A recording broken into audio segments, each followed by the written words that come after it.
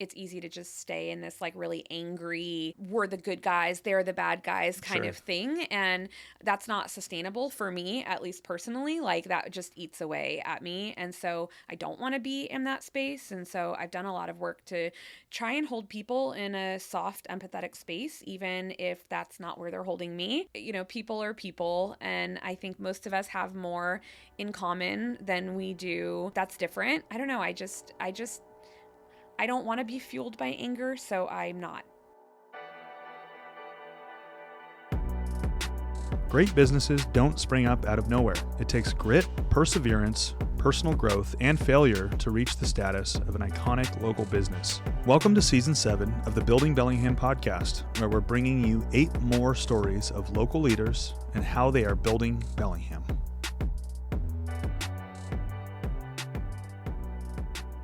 We are in the studio, the Building Bellingham studio in beautiful Cornwall Park next to the worst intersection on earth. Jen, thank you so much for joining us today. You have a flight. Yes. So we have a window of time here, and you're getting ready to hop on an airplane, but Thank you for making time to come in. Thanks. You make me sound like such a jet setter that way. Just a baller lifestyle. Yeah, I'm like actually have to travel today, so. Yeah. For those of you out there that are listening to this, I think a lot of people in Bellingham know what you do. Mm-hmm.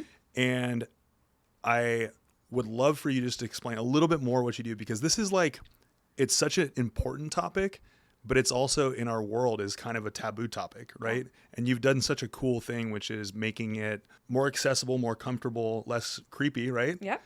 So tell the audience what you do. Yeah. So I'm the owner of WinkWink. We're a sex shop and education space. And yeah, I mean, it's a sex shop as you think of what a sex shop is. We have sex toys and stuff, but we are really focused on helping our customers to better love themselves and others and to live in their sexuality in a more comfortable, shame-free sort of way. I'm also a sex coach. I'm a sex educator. We teach classes at the shop. You know, we say we're an inclusive, not creepy sex shop. Like, what does that mean, by the way? Yeah. So, I mean, I think a lot of times when people think of sex shops, they think of kind of this like windowless establishment out in the middle of nowhere that feels a little creepy. And we're the opposite of that. We have big windows and plants, and we try to be really warm and welcoming. We serve everyone, but a lot of our customers are women and queer folks, and just doing our best to make it feel like a place that's not creepy and scary and intimidating.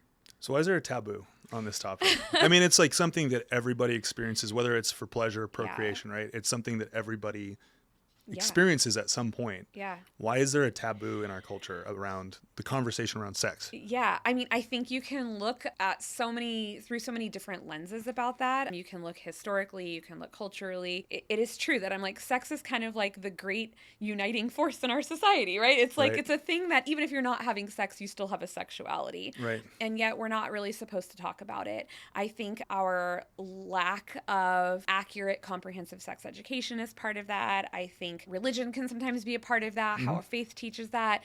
I think historically it's been a topic that has a lot of baggage around it, and that just equals a whole lot of people who feel uncomfortable. And I would say that at this point it's really it's more taboo to talk about sex than it really is to have it. Like we're all supposed to be doing it, but you can't acknowledge it. Yeah.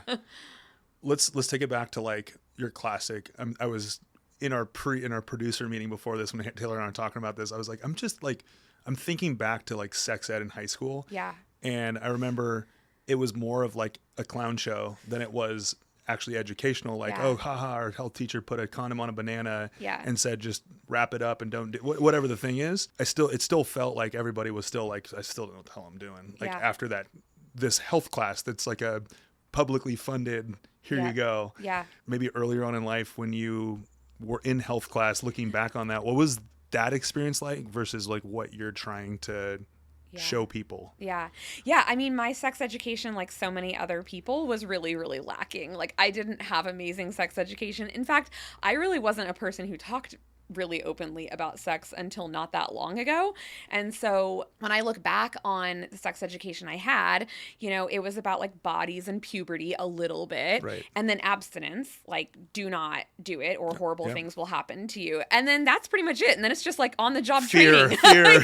You're just like, all right, that's it. Just learn as you go. Right. And I think that we can be doing a lot better job than that. Yeah. And that's a big part of your business is education. So you've got the retail side of your business and you've also got the education side of your business. Yeah. Tell me a little bit more about, because starting in 2019, right? 2018. 2018. Okay. 2018. Close. Yeah. Close. I had to think about it. But starting with like, hey, this business has to make money, but there's also like my vision on how I want the big picture to go for this. Yeah. Tell me a little bit more about how that evolves from, because you guys were across the street in the smaller store. And then I remember there was the big move across the street to a huge shop. Yeah. Yeah. Yeah. I mean, sometimes I compare, this is going to sound kind of bizarre, but sometimes I compare us selling sex toys and things for sex almost to as though we sell like laptops or something, right? Yeah. Like hardly anybody goes into Best Buy and is like, oh, I know exactly what it is that I need. Like, you know, you want a laptop, but then you need someone there to explain it to you. You can't just have this stuff sitting out or you're going to buy the wrong thing. And that's kind of how I see sex toys. We get a lot of people who come in the shop, they know they want something fun or something to help them, but they kind of don't know where to start. So number one, I think that education is just part of great customer service, right? Agreed. It's just part of customer service also in a topic where people don't know a lot, like where they want to get a thing, but they also don't really know very much because they don't have a lot of education. For me, also, the mission of the shop was always more than, oh, I just want to sell sex toys. You know, it was always about how do we change culture? How do we change the conversations that are happening? And to me, like, you have to do that through education, whether it's through classes, coaching, or when we're working with customers. Let's go back to the creepy shop. Yeah. Obviously, you just explained a little bit about it, but what's like the difference in your experience going into the creepy shop? Yeah. And how that sells, you're buying something, but it's also, it's kind of like the laptop, but it's also, it's very personal. Yeah. So tell me a little bit more about like that experience versus like when someone walks in your shop. Well, first of all, I'll say, I mean, I always like say, you know, there's like we're the not creepy sex shop, but I will say that creepy sex shops are often creepy because they have to be because of local ordinances and laws that say you can't have windows or you can't have signs or you have to be out in an industrial area. So I will say there's a lot of like creepy sex shops that I've been to because I would go to sex shops whenever I go to other cities that have amazing staff that work there. That have market research. Yeah, absolutely. But you go in and you're like, oh my gosh, I'm like, where am I? And you go in and it's lovely, amazing people. So we are really lucky here in Bellingham that we are allowed through our zoning and ordinances to have a sex shop that is right in the middle of downtown Bellingham with huge windows and signs. You know, that aesthetically we're really different, I think, than some of the other sex shops. We don't sell anything age restricted in our shop. We don't sell any pornography. So that is a huge difference. Mm-hmm. We also really cater to people who I think have traditionally been left out of conversations about sex and sexuality. And so if you go into a lot of more traditional creepy sex shops, you'll see there's a lot of stuff that's there for men, which is great. Men need sex toys and fun stuff for sex also. I think where we really excel is making sure that women and queer folks feel supported and comfortable in our shop. Mm-hmm. How do you do that? Number one, by making sure our staff are super educated. All of our staff have been through a certification program around helping people around sex toys. We go through, all different kinds of trainings. Our staff gets tons of information about all different products and they do tons of research. We also try to do that just by how the store is laid out and how it looks. And so making sure that people kind of feel like, you know, when they walk in, they go, oh, it's beautiful in here. Or like, oh, this is so nice. None of our staff work on commission. That's been a big thing for me since the very beginning. So they're not pushing specific products. They do not push, yes, nobody gets any commissions. There's no sales incentives at all because it really felt like I want our staff to be able to talk to customers like from the heart. Mm-hmm. And I also wanted them to be able to spend as much time with the customer as they needed. So even if that customer bought nothing or they bought something that's really cheap, that they got the same level of customer service as somebody who is coming in to spend. Yeah. Makes sense. And it's easier said than done because you also, on the business side of things, there is a business being run and you also need to make sure that you're paying your employees and paying them well and taking care of them and also taking care of yourself as the business owner. How do you balance that? Because that's very similar to how we run our business. Yeah. I'd much rather spend more time with less people and do a really good job. Doesn't matter what the price point of home they're looking to buy in. How do you balance that? Like, hey, we want to grow the business or we want to scale this thing and we want to hit these numbers and business goals at the same time we're having high quality really high quality customer service. Yeah. We always try to put mission first. I say we're a mission-based retailer. So retail comes second, mission comes first. And, I think the mission is really what connects with our customers. Anyone can go buy sex toys on Amazon, or you can go down to Lovers. Like, you don't need to come in our shop to get anything that we offer. But what we can do to get people coming back is to represent a mission that connects with them and to give really amazing customer service. And so, I know that when we lean on our mission and our vision, it translates into more sales. It translates into the business being successful financially. So I think of them as like goals that support each other. I also, I think that I have a nonprofit background. I'm scrappy. Yeah. So, I think that is a scrappy world. Yeah. And so trying to do as much as you can with not very much is like, I don't know, it's something that I actually really enjoy about being a small business owner, but I really think it's about like, okay, what is best for the mission of the shop? And also, how does everybody walk away with a paycheck at the end of the day, and trying to kind of balance those two things. Yeah. It's a tough balance. Mm-hmm. So 2018, what were you doing before? For the first part of my career, I worked at domestic violence and sexual assault services. So I was a sexual assault victim advocate and violence prevention educator working in schools. I left that job after my daughter was born in 2014. And I actually was doing like contract and consulting work with local government and nonprofit organizations. You're in the mix. Yeah, I was in the mix doing like communications, marketing, video production kinds of work and stuff, and just kind of bopping around for a few years. So how did this idea spark? Was it one creepy sex shop too many, and you're like, okay, that's it, I'm done. We're changing this. So I had been at domestic violence and sexual assault services for a long time, and I spent so much time thinking about consent and how we talk about consent, because I was educating middle school and high school students often, spending a lot of time about like, how do we talk about sex in our culture, and why is it so hard for people to, when we go, well, just talk to your partner about what you like and don't like and your boundaries. Even if, and people are you've like, been together for no. 20 years, it's still a tough conversation. So I always felt like when I was doing education in classrooms, it was like I was holding people to unrealistic standards, where you go, oh, well, you just communicate with your partner and you ask them these questions, and people are not talking about sex.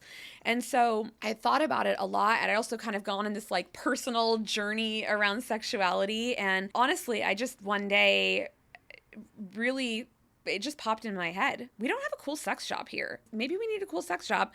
And like, maybe that's actually something that I could do. Yeah. Yeah. You clearly don't have any sort of barrier in your head of like, I have this idea, I'm going to give this a try. And I think a lot of humans struggle with limiting beliefs. Yes. I think most people do. And everybody, even if you do have these like big goals and big ideas and can execute, or at least give the best shot of executing, I think everybody has a certain level of limiting beliefs. So tell me a little bit more about, you had this idea and then you go, I'm going to do this. This is the right place. This is the right location for this. How did that whole like creation happen? I mean, really, I felt like, okay, I'm just going to research one step at a time and see kind of how far I get with this. I mean, I really expected this to fail. I mean, I still sometimes do, I'm like, at some point you have a good run and you're done. But like, I started researching and it was just like, okay, well, what would this be like? What would the financials look like on this? What would it look like to get a business license? How would it look to have wholesalers and distributors? And I just kind of started like piecing enough things together, and I kept waiting. My thought was, I'll just keep pushing on this until there's a good enough reason to stop. I'm going to assume that at some point I'm going to run into like a brick wall and we'll be done with this idea. And it just kind of never happened. It's wild. It just kept going. And then honestly, on the night we opened the shop, I felt like, holy shit, I can't believe that like this is actually happening. Like I felt like before we unlocked the door, it was like someone's going to come in and say like, no, you can't do this. Yeah. And I started as a pop-up shop. Like, so I got to like test the idea before I had a brick and mortar. So I just kind of like built like one piece at a time until suddenly there was a store. What was the first feedback from the community like when you did that pop-up shop? People were really excited because I got to be, one of the things I got to do was be on the night market. Downtown used to have night market. And so, I mean, I have like forever gratitude to the Downtown Bellingham partnership, because I think there's a lot of other cities where they would have been like, no, your weird sex shop can't have a tent here Yeah. at Yeah. you can't Sex sell tent. vibrators at a booth at this like all ages thing, but they let me do it. People were really intrigued and they were really excited about this kind of like possibility that there maybe would be a brick and mortar. You know, I had some people that were like, oh, I'd never go to a sex shop like this in downtown Bellingham because what if I ran into people? And, you know, so I got that feedback sometimes of like, no, we just want to do this online. But yeah, I think largely people were kind of intrigued by the idea. Mm-hmm. Yeah. It's interesting. It's again, going back to the like taboo topic. Right. It's on everybody's mind to a certain extent. Like Yeah. it could be very minimal, not that often, or it could be like all the time, right? Yeah. And if it's on your mind all the time, go to Jenn's shop. Yeah. You're our favorite customers. Your favorite. I am really curious, and you don't have to tell us if you don't want to, but like, what's the neighborhood in Bellingham that is your biggest customer? Oh man, we actually during COVID, we tracked which neighborhoods we had most sex rate. Yeah. I think it was Happy Valley. Happy Valley is very happy. Very happy. Fantastically happy. Very happy valleys. Very happy valleys. Yeah. Congratulations, Happy Valley. Good for you. Everybody else step it up. Yeah, exactly. So the pop-up happened. There weren't any barriers that were saying like this is not going to happen, even though you're expecting it. Yeah. Then the shop opened. Obviously, none of us knew that COVID was going to happen. And I know we talked about this, and I promised I wouldn't talk about it after Pivot, but I'm super curious, like, what was that time period like between then and COVID? What was the reception from the community? We had a really positive reception from people. Like, we were tiny. We were like a little shoebox I remember, of a store. Been in there. I was like, whoa. It's funny looking back at photos because I'm like, oh my gosh, we hardly sold anything. But we had amazing customers. We had amazing staff. We had people who were so excited to support us and to come in and like give us ideas and to show up to all of our events. I mean, it was really cool because it really felt like we're in a community that wants this and also wants to like help us make it better. I love that about Bellingham. Yeah. And so it was, I don't know, it was just so cool to see. And I got to meet so many amazing people during that time because I was at the shop like a lot. It was just really great and heartwarming. Comparing Bellingham to a big like metropolitan Seattle-ish area, whatever. Do you think that Bellingham being really like small business centric is a huge part of this? Do you think this sort of like does well in a Seattle, or like what do you like? Did you ever analyze that? Yeah, I mean, you know, most major metropolitan cities, your Seattle's, your Portland's, like they have shops like ours that exist, like Babeland in Seattle, Shebop in Portland. Like there's some amazing shops in other cities that I, you know, looked to for inspiration when I was opening. I think they do well.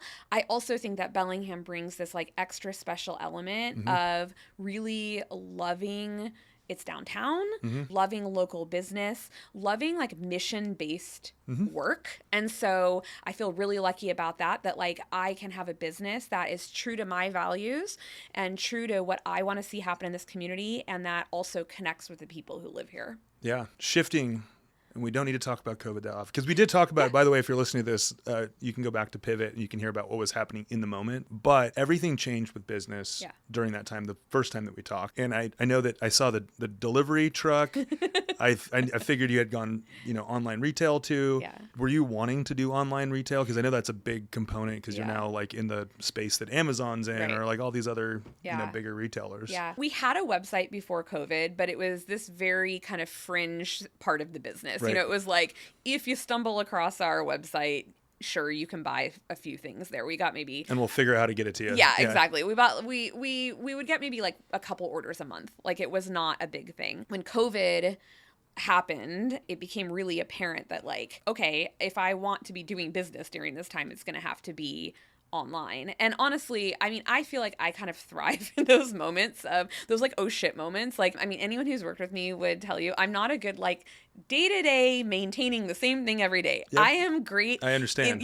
Like high pressure. You need to turn around something really quick with like creativity and execution. And so I like rebuilt the whole website overnight. I put like on delivery into place. Like we just got it going. Like it just happened so fast. And while I would never want COVID to have happened, it really like it's carried through. Like online is now a big part of our business that I do not think would have happened if not for COVID. It objectively made or broke businesses. Yes. And it either launched or sadly, and that was a hard part to watch with great local businesses that didn't make it or maybe it was a good opportunity for them to pivot to a different thing. Yeah. There's always a silver lining. Yeah.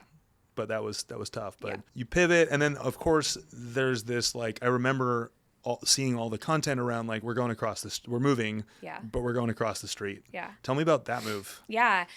It was an easy move, right? It was. It's right there. You can see it, but it's also. We actually just carried stuff. We got a bunch of people and we just carried everything over. You know, it was funny. I wasn't thinking about moving at all. Like, I hadn't had it in my head that we were going to move. And then it's funny, I was standing across the street from the shop waiting for my husband to pick me up one day, and he was running a few minutes late, and I was as like, we always do, we're always a little bit late. I think it's the one time that I wasn't the late person. It's like annoyingly late. Yeah. Not 10 minutes, but like 2 minutes. But it gave me enough time. I was standing on the other side of the street, you know, waiting for him to pull up, and I was like, oh, I wonder what it looks like in this empty space, commercial space. And I'm looking in there and I'm like, I wonder if this would maybe be an option. And what's cool is because we have the shop in the education space, which we had at the old shop too, except it was upstairs. Our education space was upstairs. The space that we're currently in, I was looking in there and I'm like, oh, it's already divided into two. Like, there's already two spaces here. It's ready to go. Yeah. And so it was, again, like, it just kind of popped up as like, flow. Yeah. I guess maybe this is a thing I could look into doing. Okay, I want to talk about the education space because, and I'll preface it with a brief story that will probably make everyone laugh, but the talk as a kid, like middle school, high school, that age, like I remember my dad, and sorry, Dad, I'm going to blast you here, but I remember my dad gave me a bag, which I found out later was expired condoms, and said, you know, it was just when, and it was just like, I get it. I'll be careful. And then my mom actually found the bag of condoms and said, you know that these are all expired. Where'd you get this? And I said, my dad. And they're divorced. So she goes, of course he did. Kind of thing. But like pivoting to the talk, I know that there's education with kids. Yeah. And that's important too. But also like a part of your education that's geared towards parents and like how to like talk to their kids. Because it's probably, I mean, my kids are 3 and 0. Yeah. I don't know if I'm going to be the one to have the talk with my 2 daughters or if my wife's, I don't know. Yeah. And it's even awkward for parents, I'm sure. Yeah, totally. I mean, I think even parents who have the best of intentions of like, okay, I'm going to be super open and I'm going to have these conversations with my kids. It's really hard to know what to say and what to do and when to start having those conversations. And especially because I think a lot of people didn't grow up with that. Like they don't have a model to base it on, you know? And so I think conceptually it feels like the right thing to do for a lot of people, but it's like, okay, you get down to it and you have no idea really how to start those conversations or how to respond to questions. Like famously, one of my friends, she told me, she was like, oh, I always told my son, you can ask me anything. And she thought she was going to get like, you know, what's a uterus or something like that. And he came home from school and he goes, hey mom, what's a MILF? Yeah. And like those are she's like, you're looking at one. Yeah. So it's like, you know, I think sometimes for parents, it's like you think you're ready and then you get an actual question and it's just horrifying. Yeah. Like what does that education look like to help those parents better navigate that? Yeah. So asking for a friend. Yeah. No, I'm just kidding.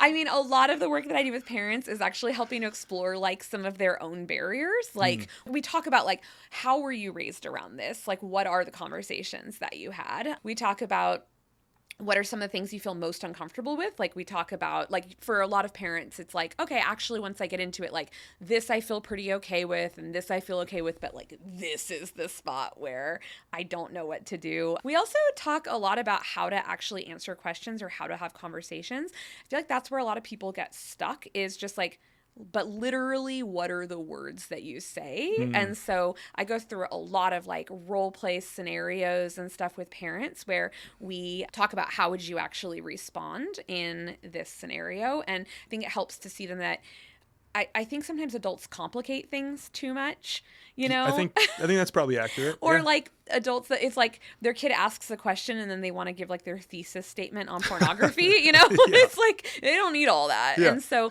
we do a lot of like, okay, let's talk about how you might actually say this. Yeah. No, it's funny because my daughter's only 3. She asks these very like philosophical big questions that I don't know. Like she'll ask questions about death and like the way the world works. Sometimes it's just like, I don't know, because that's the way it is. I don't know. Don't ask any more why questions, please.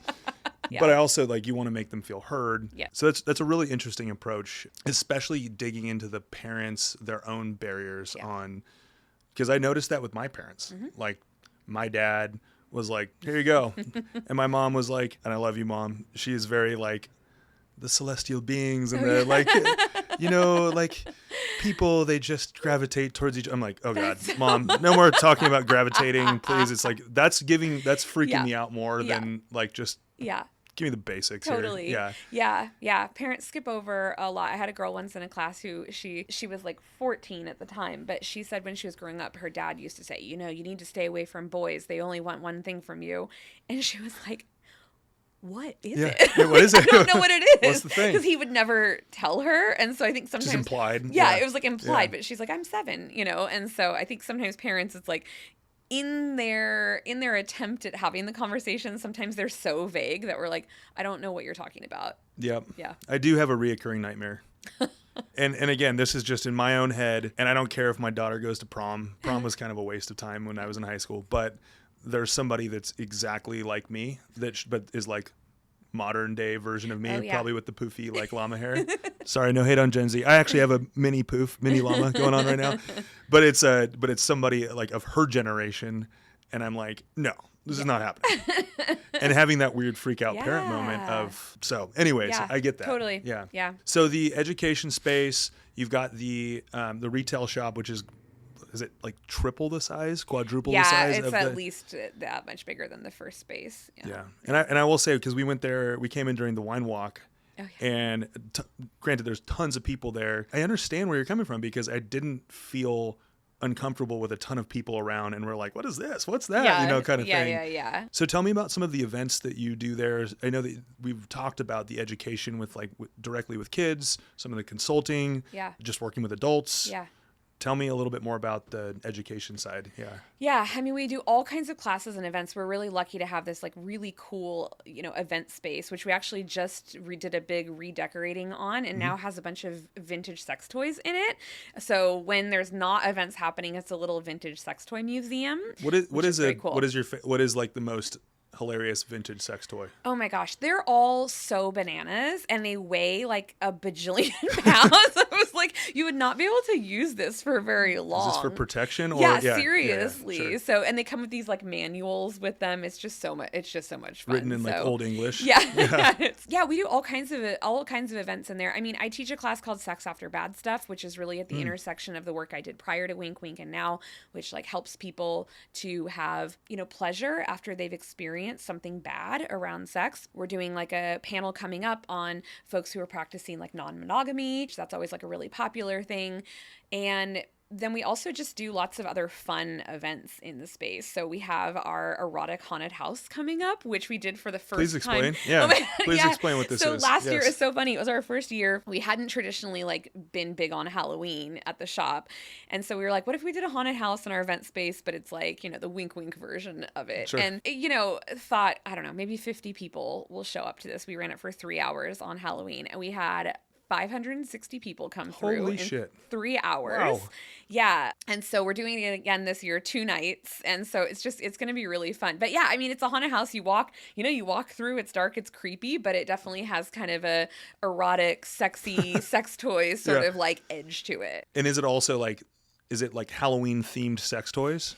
Or is it just how you set up the space? No, it's the event space. Yeah, it's like dark and you walk through like a haunted house. But there's, you know, last year we had like a dildo zombie in there. We had clowns doing unmentionable things. Like, so yeah, it's scary, but it's also like kind of erotic and fun. Yeah. Yeah. Sounds like a good time. Yeah. A big thing that I see with most business owners is that at some point during the growth of the business, it's always a different category. You get some sort of adversity, you get some sort of pushback, you get some sort of support, but pushback. Tell me a little bit more about how you deal with adversity especially around the receptivity from the community, you know, for what the business that you run. We're really lucky that I think the vast majority of our community really supports the work that WinkWink does and sees the value in it. You know, we have also had, I would say, a vocal and somewhat violent minority that that has come out and protested the shop, that has really been attached to some like national media around what we do, because I also serve on the school board. So sometimes the sex shop school board intersection is like too much for some people to handle. And so, in 2022, we had like most of our windows were smashed out in the store. We had death threats and harassment and all this kind of stuff. And, it's really challenging when you go through those types of things, but also for as much as we had kind of this like adversity and these hard things, our community showed up for us. I mean, they raised like $30,000 for us to repair our windows. We had people who would just come in and give our staff gift cards for coffee. And so it was really heartening. So I feel like leaning on the people who know what we do, know who we really are, leaning on fellow business owners is just like a way to kind of get through. And the partnership's awesome. I mean, just being a part of that group of people and being supported by them. They do amazing work. So that's how we've moved through it. I love it. I mean, everybody experiences different. I mean, you've experienced a specific type of adversity. How do you push through that with a good mindset and still, you don't have to agree with everybody, but how do you remain compassionate? Like how does that stay rooted when you're like, there's like the lizard brain part of you that's like, whatever the thing is, you have this, urge to impulsively react to something, but you seem to have stayed rooted in compassion and saying, well, don't have to agree, but also I'm going to keep doing this. Yeah. I mean, I really spent the last like few years kind of pondering exactly that, because I do think that it's easy to just stay in this like really angry, we're the good guys, they're the bad guys kind of thing. And that's not sustainable for me, at least personally. Like that just eats away at me. And so I don't want to be in that space. And so I've done a lot of work to try and hold people in a soft, empathetic space, even if that's not where they're holding me. And, I hear sometimes from, really angry people, and I try to see things from their perspective. Sometimes they're mad about things that aren't based in reality or have been twisted. But I think like, gosh, if I really believed that, I would be mad too, Yeah. And so, I mean, I really try to think like, people are people. And I think most of us have more in common than we do that's different. I don't know. I don't want to be fueled by anger, so I'm not. Yeah. I just try not to be. Yeah. It is a choice. It's a hard choice. It is. And I sometimes feel myself starting to spin up, where I'll see a comment online of someone who said something really vile about me or whatever, and I can feel myself starting to spin up and getting in that. And then I will stop and I will just think in my head, like, I hope this person feels loved and cared for. I hope they're healthy. I hope their family's healthy.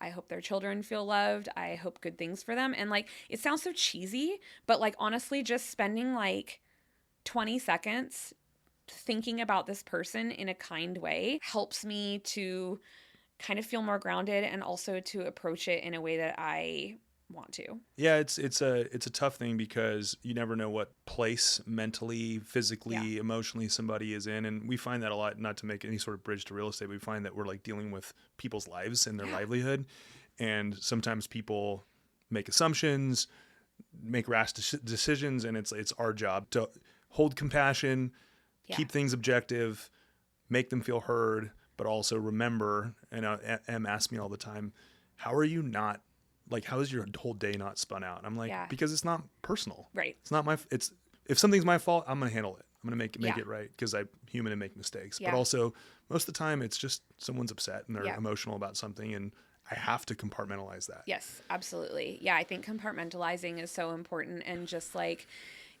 I can take on what I need to take on, and I don't have to take on everything. And I can like protect myself, and I can protect my staff, and I can protect my emotions, and I can hold people accountable when they say things that are, over the line. And I can also have empathy and compassion and try to remain soft. It's a great place to be. That's kind of how I approach it. But yeah. Building Bellingham is a community production of the Bellingham Real Estate Company. We are an independent real estate firm located on Meridian Street. From our data-centric approach to a heavy investment in media and collaboration, we do real estate differently in Whatcom County. Check out BHAM RECO reviews on Google, Zillow, and ratemyagent.com, and don't hesitate to reach out with any questions. Okay, so my big question always around a retail business where you're managing inventory, like there's so many of these projections of trends, and new products, and how do you manage that? How do you go through like, okay, here's this new prototype thing that came out and I've heard really good things about it, and I'm going to order X amount of these because I think it's so much like projecting what you think is going to happen. Yeah. How do you do that? That sounds incredibly stressful to manage inventory. Yeah, it's hard. And I try not to be too much of a control freak about it because we have an amazing manager. Fanny's our manager of the shop, and she does all of our ordering for most of our toys. Deja does most of our ordering for lingerie and our gender affirming products. And they're the real experts on how much of stuff we need, what will be popular with customers, what we are ready to phase out. I'm really at this point like the person behind the scenes, I feel like, with the spreadsheets and looking at like 10,000 foot and looking at not just the inventory, but like how does our purchasing and how does that flow of goods like, you know, look alongside like our overall financials and stuff. Sure. So I feel like my job at this point is to really kind of be like the spreadsheets data person, but I have amazing staff that look at the inventory. And then when we're preparing for, say, like the holiday season coming up, Valentine's Day, our staff actually comes together and they pick what we bring into the shop. Our staff all have gone to like trade shows and trainings, like in person and online. They're the ones who see all the new products that come out. And we have a massive, we're about to do it in a couple of weeks. We have a massive spreadsheet of everyone's new ideas of what they want to bring into the shop. I mean, it might be 150 things, and we sit down in a meeting and we go through every one of those. We pull up the links because they're the ones who sell it. Yeah. Like I'm not there every day selling things. And so they're the real experts, I think, in what our customers want and what our community wants. I've got spreadsheets, but that's all I have.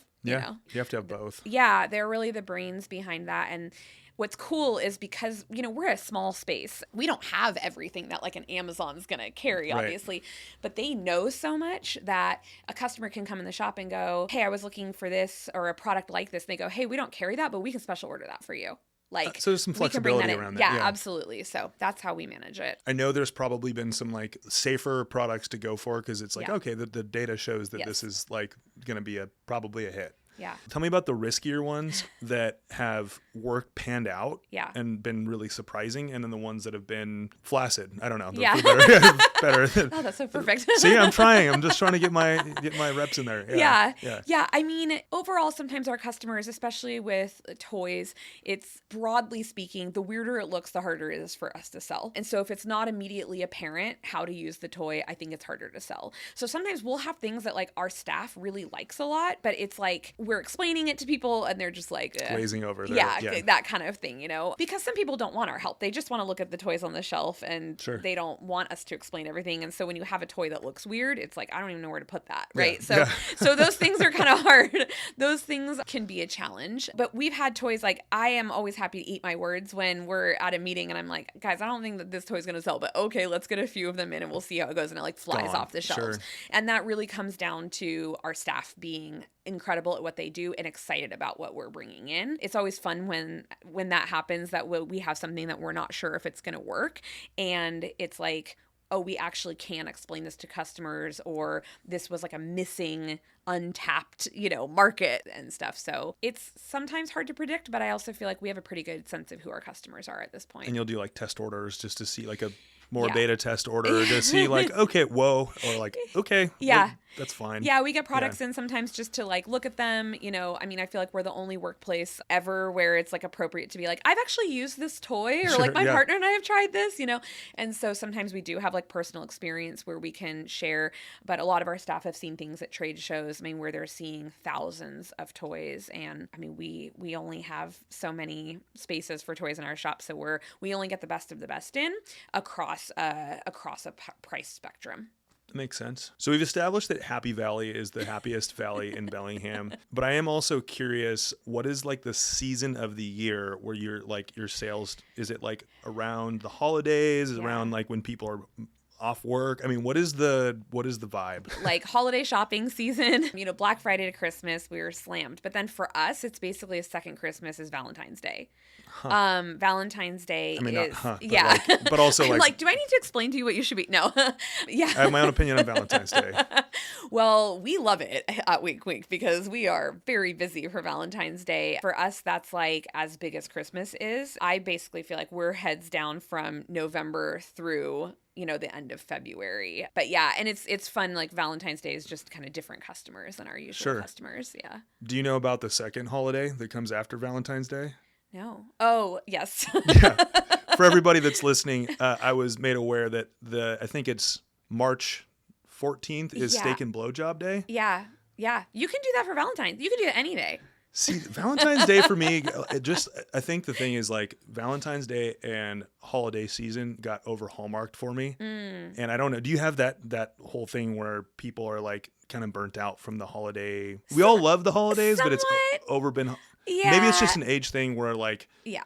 growing up in the 90s and early 2000s, it was like blasted in your face. It was so commercialized. Right. I mean, here's the thing. This would be my advice. Yeah. Not that you asked for it. You do Christmas as Can I have your advice? you do, Christmas is like your family holiday, right? Sure. If you have kids and stuff, you're like, this is a family holiday. I might get something nice for my partner, but like this is family. And then you go full on 18 plus for Valentine's Day. Like holidays are over. Yep. This is where formalities are done. This is where you get the dirty, So Valentine's Day, like even people coming in to shop for things, it's like holiday season, often they're looking for like, I want a book for my friend, or like, here's a gift card. And then Valentine's Day, people are like, we're trying to have sex tonight. What should I buy? Yeah, just tonight. Yeah, never again. It's a lot of pressure, honestly. Valentine's Day, a lot of pressure, because I feel like people are like, I'm buying this for my partner. We're going to use perfect. it tonight. And I'm like, oh my Humans God. are perfect. We have to be perfect. Yeah. So do you have a whole romantic novel, erotic novel section too? We don't. We tried to sell like erotica and romantic novels and stuff, but people just don't buy. I don't know if people read, but they don't buy like novels at this point. I feel like, we've tried it, but then I think you kind of have to have like a critical mass. I mean, in the back of my head, we also opened like a romance bookshop, but that's for. I think it come back. Yeah. I think people will get burnt out from technology and getting inundated with Instagram reels and whatever. And plus like romantic or novels or erotica, a fun thing to do with it, if you have a partner, is you read it and then you highlight the sections that you think are the hottest, and then you give it to your partner to read, and then they can highlight in a different color, and then you're like, oh, here's what you so thought. creative. See? Yeah. So fun. I'm not that creative. Can't do that with a Kindle very easily. It's not as hot. It's not as hot. Yeah. AI robot voice. Read this out. Yeah. Hey everyone, it's Taylor, producer of the Building Bellingham podcast. Not only do we create a community podcast, but since 2021, we've produced our team's other community platform, Live Bellingham Now, where we highlight new local businesses, try out iconic favorites, and keep you in the know about all things happening in the city of subdued excitement. Check us out on Instagram or Facebook at Live Bellingham Now, and be sure to subscribe to our monthly newsletter. So what do you love most about Bellingham? Oh. You've talked a little bit about it, but I'm like, everybody has a similar but slightly different version of why they love Bellingham. I don't think you can live in a place that's just more beautiful than Bellingham is. It is stunning here, and we're so lucky to have so much just like right at our fingertips, But I think that we have a really special community of people that are here that are this amazing mix of, we have a lot of really smart folks and a lot of creative people and a lot of driven people. But I would also say that it's like just fast enough, but we've still got like a really slow grounded thing going on here, which I love. It's like we have cool restaurants and we have cool stores and we have people who are like doing new innovative things, but it's like we're still real people here, which I really like, and people don't put on very much. I don't know. It's you can still kind of be yourself here no matter what you're doing, which I love. Yeah, it's like I want to go out, have a good time, look good, feel good, and all these things, but I also am just going to be myself. Yeah. That's pretty cool. I feel like there's very few places that would have a sex shop owner that has also been elected to the school board multiple times. And that's a thing that I can do here in Bellingham that I don't know that I would be able to do anywhere else. Tell me a little bit more about that. Yeah. That experience. Because I can kind of understand both sides, like why is it a big deal, but also coming from the place of compassion and understanding other people. What's that experience been like? I was voted onto the school board in 2017 before I had a sex shop, so it wasn't a factor at that time. And then when I was up for re-election in 2021, it was public, like I am the owner of a sex shop and I won, had an opponent and I was up for re-election. I'm up for re-election right now. To me, they're not like they're not conflicting things, right? Like they're totally separate things in my life. Like lots of people have jobs and also serve on boards or whatever, you know, it's like they're totally separate roles. I understand that the headline of it or whatever, for some people, they just think like a sex shop owner is supposed to be like this kind of person. Right. And that is like very different than who they think of as like being involved in our schools. But I think I'm a lot more normal than people anticipate. Like maybe, I don't know, maybe people don't agree with that, but you know, it's like, I don't know that I like fit the mold for what people stereotype of like what a sex shop owner is. Right. And so creepy. Yeah. Creepy. Yeah. Right. Yeah. So I'm very not creepy, but yeah. So, I mean, I understand how it makes for kind of a salacious soundbite. I get that. And also once people understand kind of how I approach the shop and the mission of what I do, I think it makes sense. But it takes some like talking. I get that the knee-jerk reaction is to go like, what the heck? Yeah. I totally get that. I'm lucky. I'm really lucky to get to do that here. Yeah. Yeah. For a younger or new entrepreneur, for an entrepreneur, what is your biggest piece of advice? Like you kind of explained it, alluded to it at the beginning with like, just keep pushing until you get a no, kind of a hard no. Yeah. What are some of your biggest piece of advice? Get used to feeling like an idiot and do the thing anyway. I can't tell you how much of starting a business to me was like, I had to Google how much things should cost. Like, how do you make prices? Yeah. You know, like, how do you decide what the price is of something? I didn't know that. And so I think you just have to really like have a resilience to not knowing what you're doing and not let that stop you. And so that's the biggest one for me, because I see a lot of people who have great ideas and then they get into this kind of moment where they're like, well, I don't know how to do this thing. And it's like, all right, we'll figure it out. I mean, there's people who are going to help you. I don't know, research it, do it anyway, you know? And so I think you just have to have a lot of resilience to not knowing what you're doing, to rejection and failure. Like literally just before this, I found out that like I had applied to speak at a conference and I didn't get accepted into it. And it's like, okay, well, next thing, we'll move on, you know, like, all right, wonder what that was about. Like, I wonder, you know, and you look back and you go like, okay, what can I learn from that? And then you go to the next one. Like, I'm not for everyone. What I do is not for everybody. So I think that's a really big one. Leaning on other people who have expertise and asking a lot of questions and networking with people is so helpful. I think when you're an entrepreneur, at least for me, I felt like I have to prove myself and and it's like, no, you don't. You can ask questions. You can figure out how other people are doing things. And I think that's helpful, and know how to like sort out advice you should keep and advice you should let go. How do you do that? I don't know. Because there's a lot of, it's almost like the advice that you need the most of is the warranted advice, and the unwarranted advice, if that's the right word, is the advice that everyone's offering it. And you're like, wait, no, go away. I think sometimes, you know, if I have like advice that has come to me or feedback that's come to me that hits a nerve, you know, or I feel like, oh, that would be a big change, I let it sit for a little bit. I kind of like let it marinate. If I hear the same thing a bunch of times, or it feels like, you know, I don't have to act with every piece of advice or feedback that's given to me, but I think it's, you know, you're kind of like gathering information from all these spaces and then sort of feeling like, well, how does that resonate with my knowledge and my expertise? But yeah, I think for people who are just getting started doing things, gather as much information as you possibly can. And I would also say, like, I consider myself like a generalist. Like, I'm not good at anything.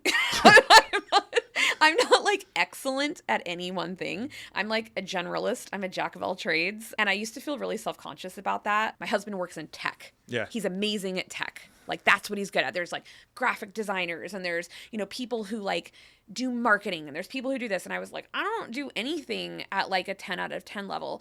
And then I realized that like for being an entrepreneur, that's a huge pro. Yeah. You know? Agreed. And so, yeah, if you feel that you're a generalist or you feel like a jack of all trades, like, awesome, you're in the right place. That resonates a lot with me too, because I've realized that there's a lot of things I'm not good at, and the knee-jerk reaction to those things that I know I'm not good at is just like making fun of myself, not knowing what I'm doing. Yep. And then going, hey, you should talk to, I mean, anything with like, people are like, oh, we love your social media, you're killing it. I'm like, okay, let's just take a moment here, because you need to pass that praise along to Taylor, because Taylor knows what she's doing, and Tiffany and Cooper know what they're doing. I'm doing this thing over here. It's just they're a part of the company, and they're killing that part of it. Yeah, I think it's as important. Like, we spend a lot of time, I think, especially, I don't know, there's, like, what are your skills and and I'm like, I think it's way more important to know what you're bad at, because that's the stuff that'll actually stop you from being successful, right? So if it's like, oh, I'm not good at social media, or like, I'm not good at this, it's like, great, that's where I need to pull in someone who can do those things. Fire yourself. Right? Yeah, totally. But it's like, okay, if I'm going to be a person who like is not good at fill in the blank, it's like,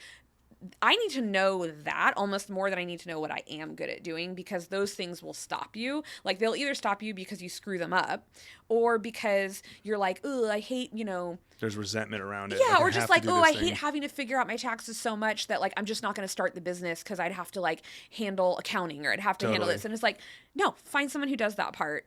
Get it off your plate. I called it my fire yourself list, and I just put like, what do I really want to do? Yeah. And then here are all the things I want to fire myself on. Yes. At the time, I could only fire myself afford to, and also understood how to fire myself from those things.